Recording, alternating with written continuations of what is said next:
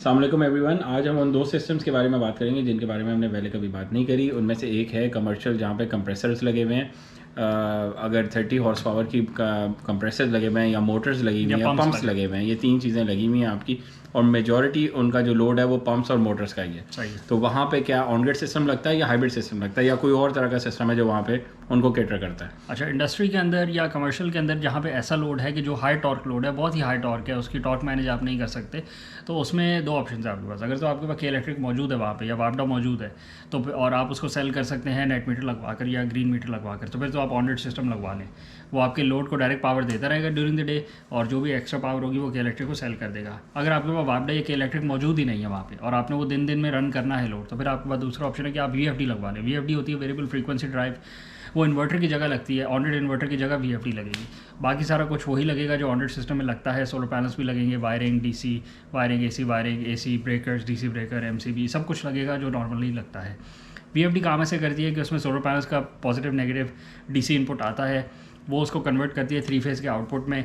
3 phase का output से आप किसी भी पंप, ट्यूबवेल, मोटर या कंप्रेसर को पावर दे सकते हैं।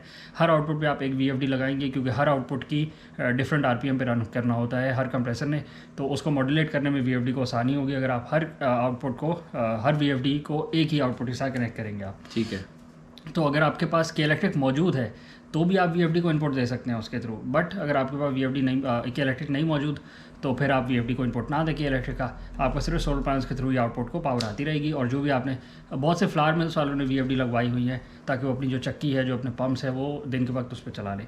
तो ये एक बहुत वाइबल सोल्यूशन है VFD इसका, जो कि इन साइट्स पे यूज़ होता है। तो बेसिकली फ्लावर मिल्स में यूज़ हो सकता है, शुगर मिल्स में हो सकता है, आइस फैक्ट्रीज में हो सकता है, LPG प्लांट्स में हो सकता है, इस तरह की जितनी बड़ी इंडस्ट्रीज हैं जहाँ पर सिर्फ पंप और पोल्ट्री फार्म में हो सकते हैं, तो यहाँ पे ये VFDs लग सकती है। अच्छा, सेकंड मुझे ये सिनेरियो समझाएं कि अगर हमने ऑन ग्रिड इन्वर्टर को नेट मीटर नहीं करवानी, सही है, और एज इट इज़ ही चलाना है, तो उसका क्या ऑप्शन है हमारे पास? देखिए ऑन ग्रिड सिस्टम, और उसका फ़ायदा है या नहीं है? बिल्कुल ठीक है, क्योंकि बहुत सारी साइट्स होती हैं वो के इलेक्ट्रिक से जान छुड़ाना चाहते हैं कि हमें और पंगा नहीं करना के इलेक्ट्रिक से, या उनका कोई मीटर का इशू है या प्रॉपर्टी में बिल के उसका इशू है, नेम चेंज का, वट एवर इट इज़। ठीक है, ऐसा बहुत दफ़ा आता है।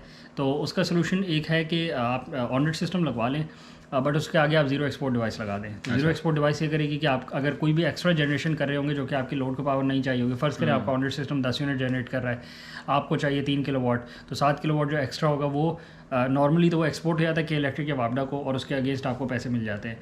बट इस सिनेरियो में जीरो एक्सपोर्ट डिवाइस लगा दी जाएगी ताकि वो कोई भी एक्स्ट्रा यूनिट्स को जनरेट ना होने दे और आगे ना सेल होने दे, क्योंकि आपके पास बाई डायरेक्शनल मीटर नहीं लगा हुआ। तो उस सिनेरियो में ये होता है कि आपके लॉसेस तो होते हैं कि एक्स्ट्रा जो बिजली आप प्रोड्यूस कर रहे हैं जो कि आपका लोड नहीं है वो आप सेल नहीं कर पा रहे, बट आपको बाई डायरेक्शनल मीटर किसी भी वजह से अगर आप नहीं लगवा सकते तो फिर आप ऑन ग्रिड सिस्टम को इस तरह यूटिलाइज़ कर सकते हैं।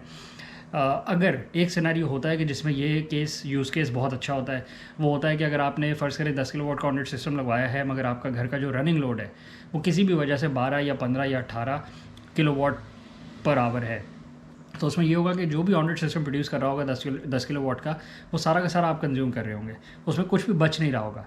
तो जब आप सारा का सारा सेल्फ कंज्यूम कर रहे होंगे तो जो भी बकाया आपकी रिक्वायरमेंट होगी वो के इलेक्ट्रिक से आगे आपको फुलफिल हो रही होगी। तो उसमें ये होगा कि zero export device actually zero export रोक ही नहीं रही होगी क्योंकि कुछ एक्स्ट्रा एक्सपोर्ट हो ही नहीं रहा होगा।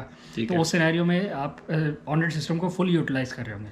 लेकिन फॉर होम बेस्ड सिस्टम्स असल में सिस्टम बड़ा लगवाया जाता है क्योंकि, और घर की रिक्वायरमेंट आपको पता है 15, 18, 20 kilowatt in the day time नहीं होती। तो नॉनदलेस ये दोनों ऑप्शंस है आपके पास कि अगर आपने ऑन ग्रिड सिस्टम को विदाउट नेट मीटर या without bidirectional meter use करना है तो आप जीरो एक्सपोर्ट डिवाइस इंस्टॉल करके उसको यूज़ कर सकते हैं, उसमें कोई इशू नहीं है। ठीक है, मेरा ख्याल है यही दो ऑप्शन है जो हमने पहले कवर नहीं करे थे, इसको कवर करना ज़रूरी था।